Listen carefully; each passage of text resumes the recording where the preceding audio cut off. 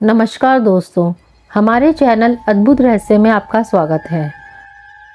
आज की कहानी एक ऐसी मौत की मिस्ट्री है जो 8 सालों से राज ही बना हुआ है। कहानी बहुत ज़्यादा पुरानी भी नहीं है। एक 21 साल की लड़की जिसका नाम एलिसा है, कनाडा की रहने वाली है, जिसकी माँ कैनेडियन व पिता चाइनीज़ है और वो ब्रिटिश कोलंबिया कॉलेज में पढ़ती है। इसी दौरान वो अपने माँ बाप से कहती है कि वो लॉस एंजलिस जाएगी, लेकिन अकेली।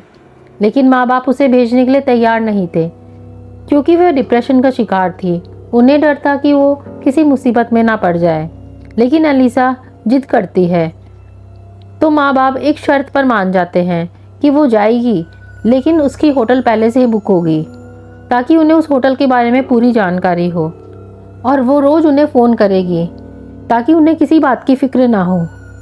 एलिसा इस शर्त को मान लेती है। 26 जनवरी 2013 को वो कनाडा से लॉस एंजलिस पहुंचती है। वहां पर वह एक पुराने होटल सेसिल में चेक इन करती है। वो दिन में लॉस एंजलिस घूमती है और रूम में पहुंचते ही अपने पेरेंट्स को फ़ोन करती है। इसी तरह 31 जनवरी की तारीख आ जाती है। 31 जनवरी की शाम को उसे होटल से चेकआउट करना था। इससे पहले वो एक शॉप पर जाती है और अपने पेरेंट्स और दोस्तों के लिए कुछ गिफ्ट्स खरीदती है। फिर वो होटल वापस आ जाती है। होटल आने के बाद वो 31 जनवरी को अपने पेरेंट्स को कॉल नहीं करती। ये वो पहला मौका था जब होटल आने के बाद उसने कॉल नहीं किया। काफ़ी देर हो जाती है। अब उसके माँ बाप को उसकी चिंता होने लगती है। वे एलिसा के मोबाइल पर कॉल करते हैं, लेकिन उसका मोबाइल बंद आ रहा था। फिर उन्होंने होटल में फ़ोन किया। होटल वालों ने एलिसा को ढूंढना शुरू किया, लेकिन उन्हें एलिसा नहीं मिली। खोजबीन के दौरान उन्हें सीसीटीवी में एक फुटेज मिली जिसमें एलिसा नज़र आती है। इसके बाद होटल का स्टाफ एलिसा के पेरेंट्स के कहने पर पुलिस को खबर करती है। लॉस एंजलिस पुलिस केस दर्ज करती है और छानबीन करती है। तलाश के दौरान वो सबसे पहले सेसिल होटल पहुंचती है। वह एलिसा के बारे में जानकारी हासिल करती है। फिर सीसीटीवी फुटेज को खंगाला जाता है। सीसीटीवी फुटेज को खंगालने के दौरान एक फुटेज मिलता है जिसमें 4 मिनट का वीडियो होता है। इसमें एलिसा एक लिफ्ट के अंदर नज़र आती है। स्क्रीन पर जो आप वीडियो देख रहे हैं, इसमें एलिसा दिखाई दे रही है। आमतौर पर बटन दबाने के बाद करीब 30 से 40 सेकंड के बाद लिफ्ट का गेट बंद हो जाता है।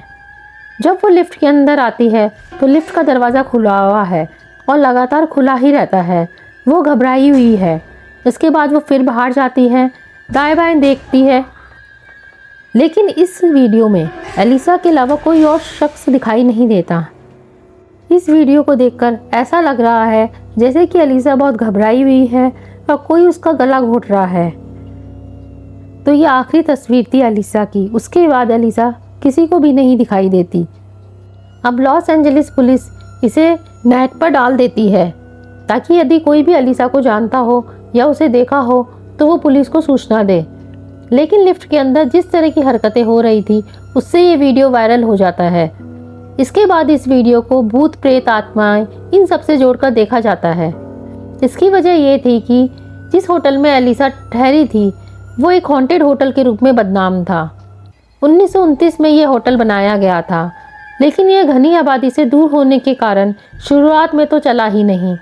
फिर इसकी मालिक ने इसका किराया कम कर दिया। फिर लोगों ने आना जाना शुरू किया और धीरे धीरे इसमें कुछ ऐसी घटनाएं हुई जिससे कि ये हॉन्टेड होटल के रूप में प्रचलित हो गया। इस होटल में अजीबोगरीब हादसे होने लगे। इसका कारण यह था कि इस होटल की छत से एक औरत ने कूदकर जान देती थी। जब वो कूदी तो नीचे एक व्यक्ति खड़ा था और वो औरत उस आदमी पर गिर पड़ी और वो भी मर गया। कुल 16 अननेचुरल डेथ इस होटल के अंदर हुई। पहली मौत हुई जब छत से एक लेडी ने छलांग मारी थी। 1985 में नाइट स्टोकर नाम से एक सीरियल किलर हुआ था जिसका नाम रिचर्ड रैमिरेज था।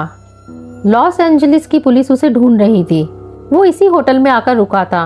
1991 में एक और सीरियल किलर था जिसकी खौफ व दहशत पूरे लॉस एंजलिस में फैली हुई थी। वो भी इसी होटल में आकर ठहरा था। एलिजाबेथ और उसकी बेटी सिसिलिया वो भी इसी होटल में ठहरी थी। इन दोनों को छत से काले रंग का पानी टपकते हुए दिखाई दिया। फिर बाद में उन्होंने बहुत अजीब अजीब चीज़ें देखी। कुछ समय बाद डाहिला की मौत हो गई। उसकी मौत के कारण तो कोई समझ नहीं पा रहा था। इस मौत को लेकर हॉलीवुड में 2005 में एक फिल्म बनी जिसका नाम था डार्क वाटर। जो काले रंग का पानी छत से नीचे गिरा था, उसी को बेस बनाकर यह फिल्म बनाई गई थी। और हैरत की बात यह थी कि इस फिल्म में भी इसी तरह की एक लिफ्ट दिखाई गई थी और लिफ्ट का दरवाज़ा खुला हुआ था और एक रहस्यमयी ताकत डाहिला को मार देती है। 2005 में ये फिल्म बनी थी और ये कहानी है 2013 की। एलिसा का अब तक कोई सुराग नहीं मिला था। एलिसा के पेरेंट्स भी लॉस एंजलिस पहुंच गए थे। करीब 15 दिन बीत गए। 31 जनवरी 2013 को एलिसा गायब हुई थी। अचानक होटल में रह रहे कस्टमर्स ने शिकायत की कि उनके रूम में पानी बहुत स्लो आ रहा है और उसमें से एक अजीब सी स्मेल भी आ रही है। जब कई कस्टमर्स ने शिकायत की तो 17 फरवरी 2013 यानी एलिसा के गायब होने के 17 दिन बाद होटल मैनेजमेंट ने डिसाइड किया कि टंकी को खोला जाए। इस होटल की 15 मंजिल पर छत है और उस छत पर 4 पानी की टंकियां रखी हैं जिसमें एक मेन टंकी है। मैकेनिक छत पर पहुंच जाते हैं। 15वें फ्लोर पर कस्टमर्स को जाने की इजाज़त नहीं थी। इसका कारण यह था कि यहाँ पर काफ़ी दुर्घटनाएं हो गई थी। होटल मैनेजमेंट ने छत को पूरी तरह से बंद कर रखा था। अगर छत का दरवाज़ा या पानी की टंकी को ही छूता तो अलार्म बज जाता। ये अलार्म नीचे मैनेजर और बाकी जो लोग बैठते थे वहाँ बजता था। क्योंकि पानी की टंकी बहुत ऊंचाई पर थी और उस टंकी का ढक्कन भी बहुत भारी था, इसलिए मैकेनिक को उसे खोलने में काफ़ी मशक्क़त करनी पड़ी। लेकिन मैकेनिक को उस टंकी को देखकर बहुत हैरत हुई क्योंकि उसका ताला टूटा हुआ था। जैसे ही वो टंकी का ढक्कन उठाता है तो चौंक जाता है। उसमें एक लड़की की लाश तैर रही थी। लाश फूली हुई थी। ये खबर नीचे तक पहुंचती है। होटल का पूरा स्टाफ ऊपर आ जाता है और पुलिस भी आ जाती है। लाश को बाहर निकाला जाता है। ये लाश किसी और की नहीं बल्कि एलिसा की थी, जो कि 31 जनवरी को गायब हुई थी। 17 दिन के बाद एलिसा की लाश उस होटल की टंकी से मिलती है। लाश को पोस्टमार्टम के लिए भेजा जाता है। अब सीसीटीवी फुटेज को बारीकी से वापस से देखा जाता है। इस फुटेज में एलिसा जिस तरह से हरकतें कर रही थी, ऐसा लगता था कि एलिसा नशे में है। उसने ड्रग्स ले रखी है। वो खुद के काबू में नहीं है। लेकिन जब 2 दिन के बाद ऑटोप्सी रिपोर्ट आई तो पता चला कि एलिसा ने किसी तरह का कोई नशा नहीं किया था। वो पूरे होशोवास में थी। तो ये बात गलत साबित हो जाती है। लेकिन फिर वो ऐसी हरकतें क्यों कर रही थी? इसके बाद और छानबीन हुई तो पता चलता है कि एलिसा डिप्रेशन का शिकार थी। वो अलग अलग तरह की दवाई लेती थी। टेस्ट में ये दवाइयाँ तो आई, लेकिन इसमें कोई ऐसी दवा नहीं थी जिस पर बैन हो। लेकिन जिस तरह से उसकी आंत से ये दवाइयाँ निकली, पता चला कि वो दवाएं उस पाबंदी से नहीं ले रही थी जिस पाबंदी से उसे लेनी चाहिए थी। तब उसमें एक राय यह भी बनी कि शायद वो दवाएं नहीं ले रही थी, इसलिए उसके दिमाग पर असर हुआ और इसीलिए वो ऐसी हरकतें कर रही थी। लेकिन यहाँ पर अब भी कई सवाल कायम थे कि लिफ्ट से उसे किस फ्लोर पर जाना था, क्योंकि उसने सारे बटन दबा दिए थे। लिफ्ट बार बार बटन दबाने के बावजूद भी क्यों नहीं चल रही थी? लिफ्ट के अंदर वो किससे बातें कर रही थी, क्योंकि तस्वीर में कोई और दिखाई नहीं दे रहा था। और सबसे बड़ा सवाल यह था कि एलिसा पानी की टंकी के अंदर कैसे पहुंची, क्योंकि उस छत पर जाने के लिए पहले वो उसे अलार्म बंद करना पड़ेगा और अलार्म बंद करने की जानकारी होटल के स्टाफ के अलावा किसी के पास नहीं थी। तो अगर एलिसा अकेली गई तो अलार्म क्यों नहीं बजा? वो टंकी के ऊपर अकेले कैसे चढ़ी, जो कि बहुत मुश्किल काम है। और अगर वो टंकी के ऊपर चढ़ भी गई तो उस ढक्कन को एलिसा जैसी कदकाठी वाली लड़की के लिए खोलना बहुत ही मुश्किल था। तो उसने वो ढक्कन कैसे खोला और फिर वो उस टंकी में कैसे गई? और अगर उसे खुदकुशी ही करनी थी तो वो इतनी मेहनत करने के बजाय ऊपर से भी कूद सकती थी।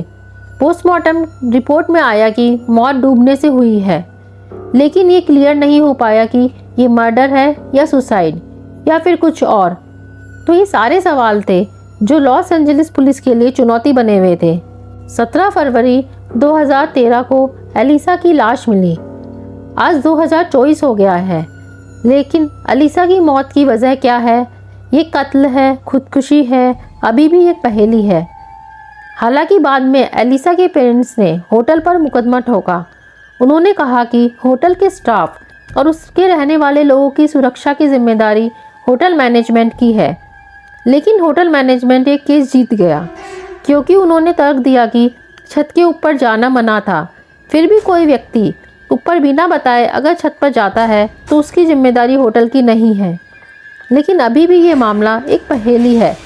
होटल के पुराने इतिहास को देखते हुए कि उसमें 16 अननेचुरल डेथ हो चुकी हैं, तो लॉस एंजलिस के जितने भी लोग हैं वो ये मानते हैं कि एलिसा की मौत मर्डर या सुसाइड नहीं है, बल्कि ये भूत प्रेत या आत्मा का मामला है। उनका तर्क यह था कि लिफ्ट में एलिसा जिस तरह का बर्ताव कर रही थी वहाँ पर कोई नहीं था, फिर भी उसे देखकर ऐसा लग रहा था कि वो किसी से बातें कर रही थी। ये सारी चीज़ें यही इशारा करती हैं कि इस होटल में आत्माओं का बसेरा है और पहले भी ऐसा हो चुका है।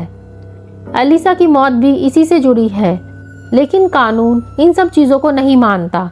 लेकिन एक सच यह भी है कि लॉस एंजलिस की पुलिस अभी तक एलिसा की मौत की गुत्थी को सुलझा नहीं पाई है। तो दोस्तों, कैसा लगा आपको हमारा ये वीडियो? अगर आपको हमारा ये वीडियो पसंद आया हो तो हमारे वीडियो को लाइक कीजिए, हमारे चैनल को सब्सक्राइब कीजिए, बेल आइकन दबाना ना भूलें ताकि आगे आने वाले वीडियो की नोटिफिकेशन आपको मिलती रहे। धन्यवाद।